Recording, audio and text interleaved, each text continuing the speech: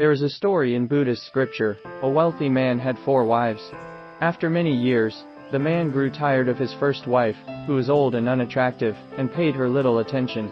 The second wife received occasional care and affection. The man was more attentive to his third wife, often buying her gifts to please her.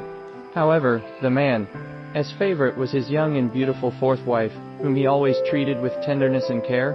One day, the man realized that he would soon pass away, and thought to himself that he did not want to die alone. He decided to find someone to accompany him on the journey to the afterlife.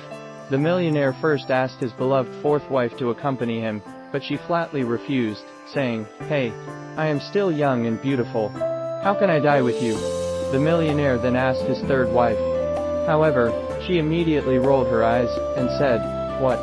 If you die, I can still remarry since I am young. How can I accompany you?" The millionaire had no choice but to ask his second wife to accompany him.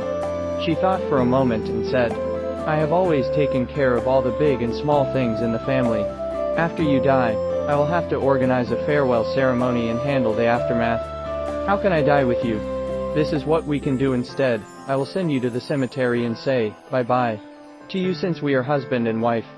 The millionaire became disheartened and finally asked his first wife, who unexpectedly agreed, saying, "You have taken care of me all my life, and it's time for me to repay you. I am willing to go with you." In an instant the bell and drum stopped. "I don't know where my hometown is." At the end of the show of life, after the music stops and the crowds disperse, where's our final destination? The 4 wives in the story represent our bodies. We take care of them in every possible way, but in the end, they will still leave us. The third wife represents wealth and fame. We cherish them as our own, but when the time comes, they will vanish. The second wife is like our relatives and friends.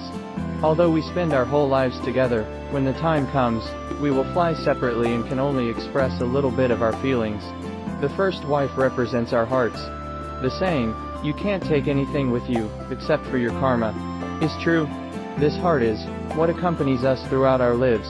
On the stage of life, no matter how much we achieve in wealth, fame, and success, we are just characters that rise and fall on the stage of life. If we can understand the principle of life is a play, we can go with the flow and shoulder any responsibility. Therefore, cultivating this heart is the most important thing in our lives.